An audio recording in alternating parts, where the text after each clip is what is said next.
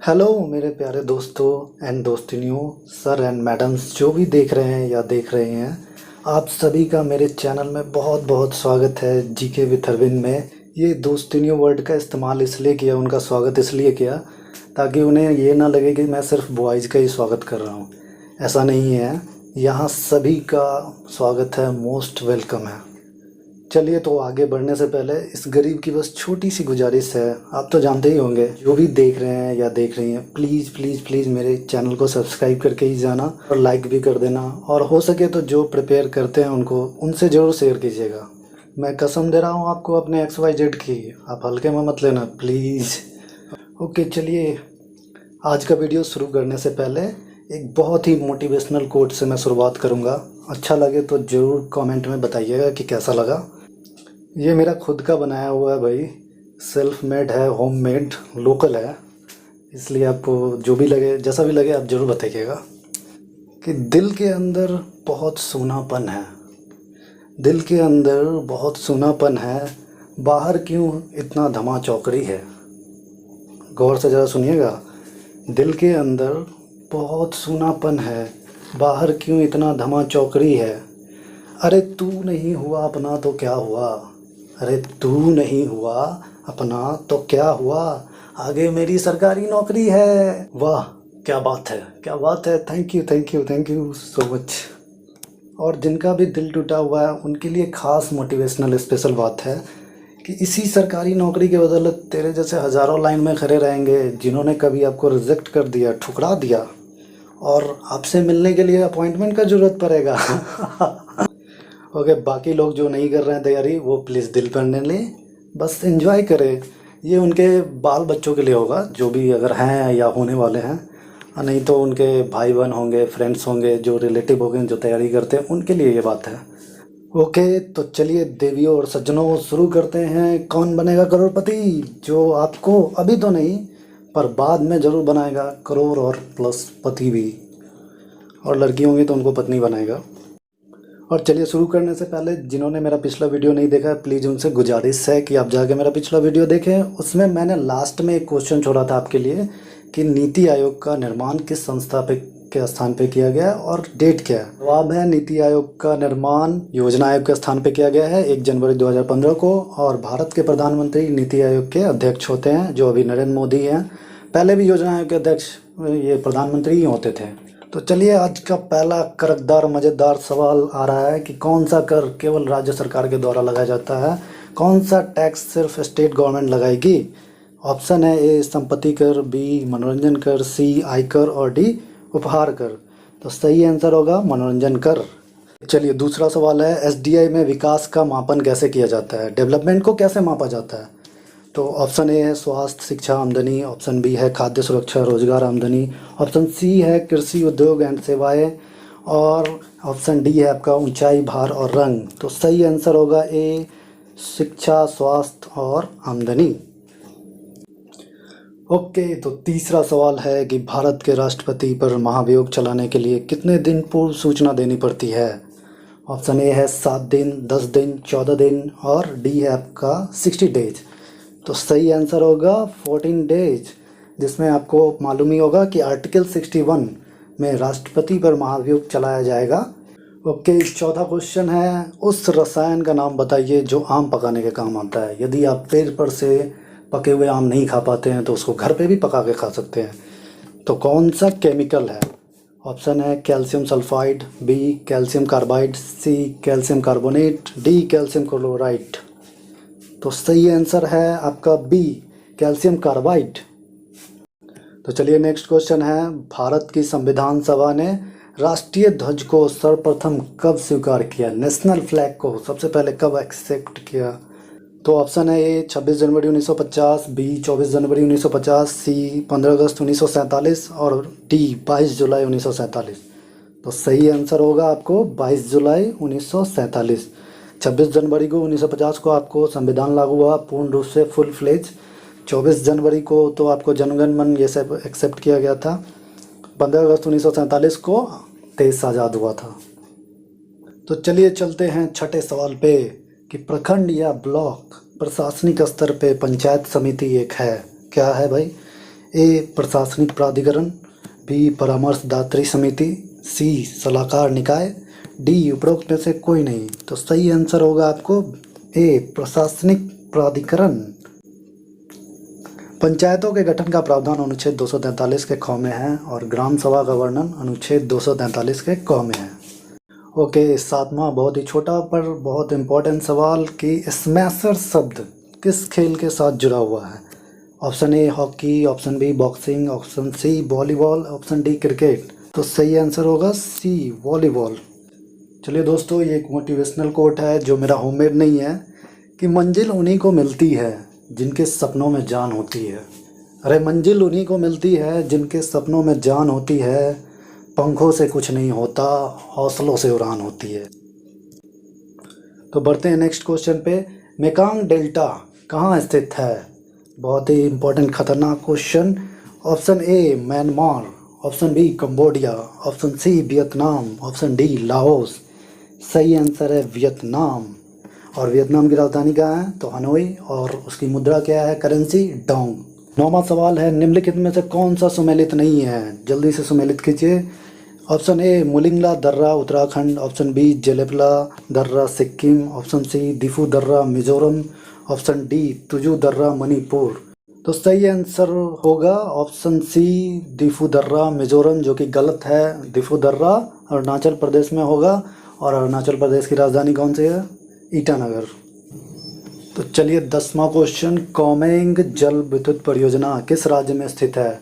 Option A Assam, option B Telangana, option C Meghalaya, option D Arunachal Pradesh. तो सही जवाब है आपका डी अरुणाचल प्रदेश। ये कोमेंग नदी पर ही कोमेंग जल विद्युत परियोजना बना हुआ है। नेक्स्ट क्वेश्चन, जानवरों से जो प्रेम करते हैं उनके लिए है कि कौन सी गाय की नस्ल नहीं है? बताइए ज़रा, अगर आप पालते हैं तो। Option A Malvi, option B Bachaur, option C Kankrej, option D Surti. तो सही आंसर होगा सुरती। ये सुरती भैंस की नस्ल है। भैंस की और भी नस्ल है, जैसे मुर्रा है, जाफराबादी है, नागपुरी है। इसी के साथ दरोगा और अन्य एग्जाम में हिंदी के पेपर भी पूछे जाते हैं, जिसमें कुछ कहावत और मुहावरे का भी इस्तेमाल किया जाता है। तो इससे रिलेटेड मैं एक मुहावरा बता रहा हूँ। कौन सा है वो? जैसे भैंस के आगे बीन बजाना। हम लोग के इधर इसी को थोड़ा आगे ले जाके कहा जाता है कि भैंस के आगे बीन बजाना और भैंस करे पुंगड़ाई। मतलब किसी के सामने आप कुछ भी बात बोलो, वो अपने धुन में मटसून बना हुआ रहेगा, कुछ ना सुनेगा, ना कुछ कहेगा, ना उसको कोई फ़र्क पड़ रहा है। इस टाइप के आदमी कुछ ना कुछ आपको अगल बगल में, आसपास, दोस्त, रिलेशन एक्सेट्रा कहीं ना कहीं आपको दिख जाता होगा, जिसका चाल चलन बिल्कुल इस कहावत से मैच करता है। एकदम परफेक्ट इस पे कहावत बैठता है। और दूसरा कहावत क्या है? काला अक्षर भैंस बराबर, जिसको भोजपुरी में काला को काला नहीं करिया कहते हैं। करिया अक्षर भैंस बराबर, वो भी अक्षर नहीं अक्षर, करिया अक्षर भैंस बराबर। तो चलिए नेक्स्ट क्वेश्चन पे चलते हैं। सबसे पहला सफल आधुनिक सूती वस्त्र कारखाना कहाँ स्थापित किया गया था? कॉटन मिल सबसे पहले कहाँ स्थापित हुआ था? Option A Kolkata, option B Bombay, option C Kanpur, option D Surat. तो सही जवाब है आपका बम्बई। ये सबसे पहले भारत में सूती मिल 1818 में फोर्ट ग्लास्टर कलकत्ता में स्थापित करने का प्रयास किया गया था, पर वो असफल रहा था। इसलिए सबसे सफल जो होगा वो बम्बई में होगा। 13वां क्वेश्चन है, उष्ण तथा शुष्क पवन सामल जो कि स्थानीय हवा है कहाँ पाई जाती है? ऑप्शन ए पूर्वी एशिया में, ऑप्शन बी अफ्रीका का पश्चिमी तट, ऑप्शन सी इराक और ऑप्शन डी ऑस्ट्रेलिया का पूर्वी तट। सही आंसर होगा आपका इराक। इराक की राजधानी है बगदाद। ओके, तो चलिए आज का बहुत ही खतरनाक सवाल, निम्नलिखित में से कौन सा सही है? फर्स्ट है आपका, राष्ट्रपति संसद सत्र को आहूत करता है।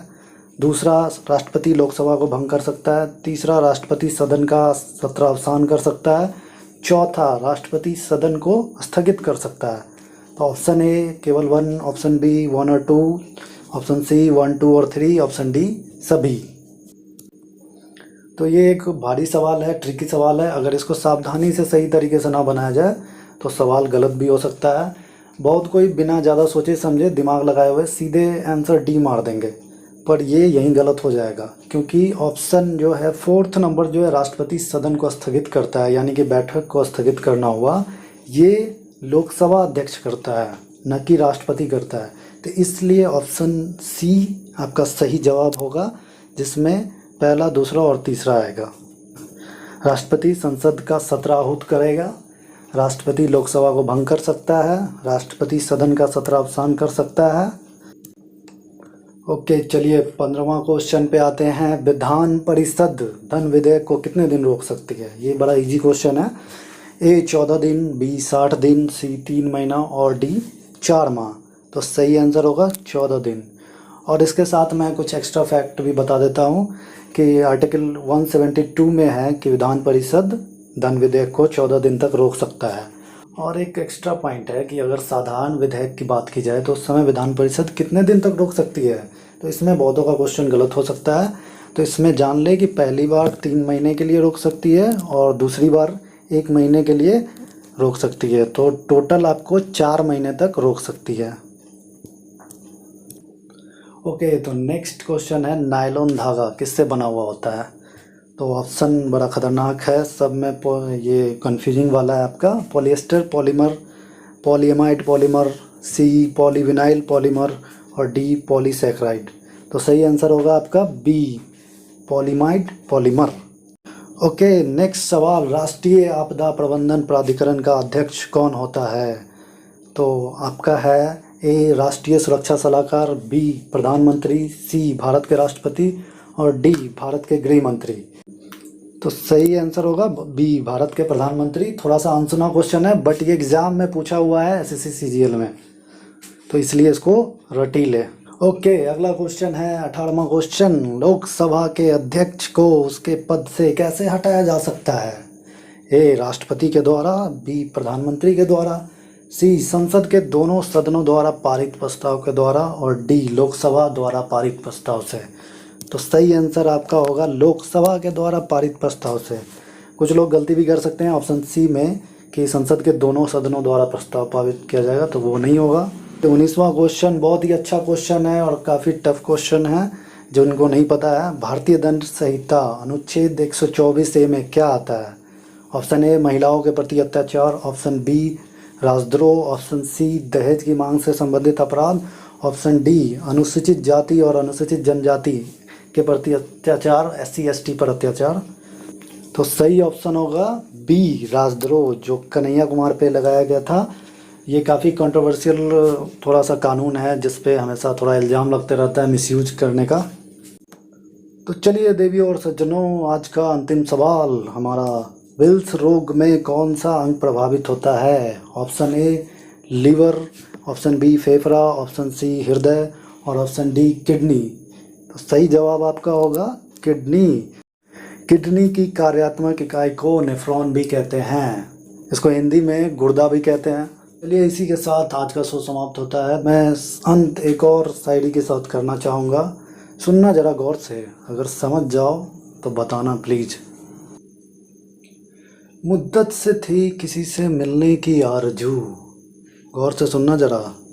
मुद्दत से थी किसी से मिलने की आरज़ू, ख्वाहिशे दीदार में सब कुछ गवा दिया।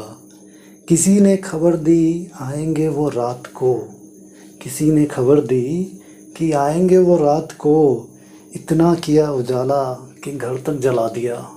ओके, थोड़ी बहुत मस्ती मजाक भी होना चाहिए। पढ़ाई करो और किसी के इंतज़ार में, किसी के दीदार में रात या घर मत जलाओ। और मनहूस की तरह बन के मत जियो यार, जैसे कोई मातम मना रहा है। पढ़ो और एंजॉय करते हुए, खुश होके। मैं क्वांटिटी नहीं क्वालिटी पर ध्यान देता हूँ। कोई भी क्वेश्चन फालतू नहीं है, सब के सब बहुत ही बढ़िया और बेस्ट और एग्ज़ाम में पूछे गए और पूछने लायक क्वेश्चंस हैं। तो आपको बताना कि क्वेश्चन कैसा लगा। इससे पहले अगर पूरा वीडियो देखें हैं तो बहुत बहुत थैंक यू, धन्यवाद, दिल से शुक्रिया।